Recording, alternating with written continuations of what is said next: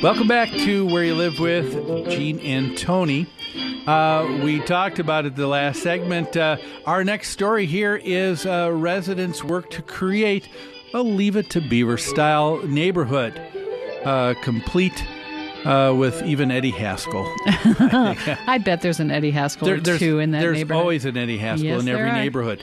Well, folks, welcome to Where You Live with Gene and Tony. We're brought to you by Extreme Exteriors. We're broadcasting from the Concierge Landscape Studios. And in the last two segments of the show here, we wanted to talk about this story coming out of Madison, Wisconsin. Mm-hmm. I think it's a great story about some people who are very responsible and conscientious and know what it means to live in a multifamily community. Mm-hmm. Mm-hmm. And so I thought, boy, this is one we want to let people know about.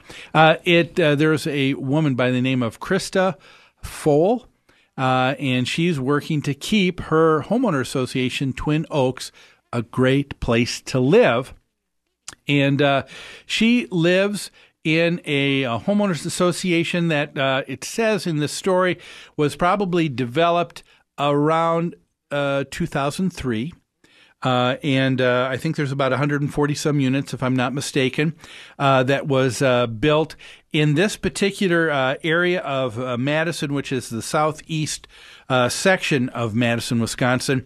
The city said, we want to put in some additional housing, multifamily housing that is also going to be more middle and lower income, affordable housing stock for folks. And so they built Twin Oaks. 2003, it sounded like they got it filled up and was quite successful. The property right next to it is a different property that's called Owl Creek. And Owl Creek, it sounds like, started a few years later. But as everybody knows, if you just think about the timetable, a couple years later puts you into 2005, 2006, we began to see that housing bubble pop. Oh, so you're seeing influences of the market on this story. Yes. So what ends up happening is a lot of homeowners or potential buyers just do not flock towards this property, Owl Creek, and so it stays vacant. The developer wanting to be responsible for the few people that have moved in, wanting to be able to not go under, ends up renting out a good number of the other units in hopes of being able to get by into another market. So there's more rental properties in Owl Creek. In Owl Creek. You're saying, okay. That's not an uncommon occurrence that we've seen over the last few years at all. No, because the market really dictates what happens in real estate. Yeah, I think of just two properties that we have right now. One property a couple years ago we took over.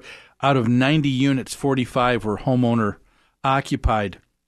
The developer went under, another developer stepped in, took place, and has been renting out those other 45 units, and that has been dwindling down. They may be down to like 30 units now. They're slowly selling them to owner-occupied. Another association we have almost 300 units, and almost a third of them did not sell. So the developer still holds on to them and is renting those out. And you know what? Those are the actions of a responsible developer. Some developers are going bankrupt and just walking away and leaving homeowner associations with a third of their property either undeveloped or uninhabited. Mm-hmm. What's worse is having townhomes that are uninhabited, and it leaves a terrible mess for the homeowners association. And so you have all of these things in place, and I think we wanted to make sure that our listeners understood what the dynamics were. Well, there's something else to add. Twin Oaks was developed with the help of Habitat for Humanity. Yes. It wasn't a city project, but it was supposed to be low and middle income families, housing for low and middle income families, and there was some resistance against it because people were worried that Habitat for Humanity would not be able to handle a development of that size. turns out that they did just fine. Well, and Habitat for Humanity, when we've talked to them, they've said that they prefer, at least here in Minnesota, they prefer smaller properties. That's true. Because it is a little bit more manageable. But it was something that they took on, and they are a fine organization. And like you said, they do a great job of educating people. And I think that's a big part of this story, in the difference between these two communities. Yes. So you have this one, Twin Oaks, that has that taking place. The other one, Owl Creek, not so much, but they're right next to each other. Yep. You have, they're both considered lower income property, but you have one that's owner occupied, another where there are a lot of renters. And now you think of all of the stereotypes that we've talked about, and even earlier on the show with some of our topics, with someone thinking, oh, lower income, rentals, and all they're seeing is problems and issues. Yeah, right? That's right. So this is a compare and contrast between these two communities. It says that Twin Oaks was 142 units and was built pretty much as planned, and today is thriving. This is the one that Habitat for Humanity was involved in. Owl Creek, as you mentioned, Gene, was caught in the housing market meltdown. Today it is less than half built. I think that is a bigger influence on this problem in Owl Creek than the fact that there's some rental properties. Only 50% of it was developed. And there is a cluster of poorly maintained rental duplexes. Calls for police are high.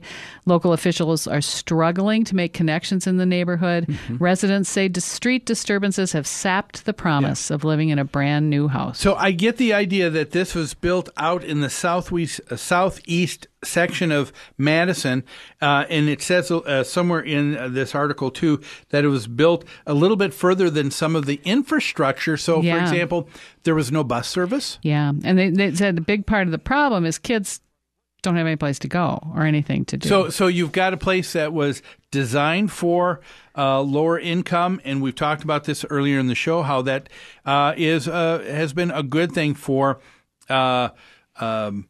group homes, lower income, for a number of municipalities to take on some of the housing and having it spread out throughout a community or several counties. It helps prevent urban slums or urban ghettos. If you help people live wherever they want to live throughout a metropolitan area, you're helping raise the level of neighborhoods everywhere. But there's still some issues here because they built it where some of the infrastructure isn't there with the buses, and so that seems short-sighted. If people are lower income, they may not have their own vehicles. That's they may right. rely on public transportation. And if they don't have it, you've now built a home, which is a nice idea, out in a lovely area, but in something that they can't continue to maintain. To me, that is an unintended consequence that some people probably weren't thinking about. There you go. It's tough to get to work. It's tough to get to entertainment. It's tough to get to activities. So the article asks the question, what has made the difference between these two communities? Yes. And there clearly seems to be a message here, and that comes from Twin Oaks. And this woman, her name is, again, Krista, I think it's at Full, that looks like. And she is the vice president of the Homeowners Association. And, boy, I appreciate her very much. She just seems to be a solid person. She says, we're trying, this is her quote now, we're trying to support our youth and to support our parents, says Full, the vice president of Twin Oaks. We're bringing it back to that 50s style Leave It to Beaver neighborhood where you knew your neighbors and the kids wouldn't do anything wrong because they knew mom and dad would find out. Isn't that the truth? Isn't that the truth? Isn't that great? That was a big benefit of living in a neighborhood. I have to add this, though. Back in Leave It to Beaver time, mom was home all day as well. So there were parents around to keep an eye on kids. Moms were home, generally speaking. that's difficult to do in this day and age when 2 incomes are needed to support a family. I see that economic factor as the biggest influence on what goes on in neighborhoods. You're right. There are some factors like that that do influence it. However, there's even something else that we were talking about right before we went on air with this story, too, about a dynamic that I think is real interesting. And we're going to cover that, but we are going to do so after this next break. And so we will find out more about the grassroots efforts of Twin Oaks in the Leave It to Beaver style neighborhood after these messages. We'll be back after this.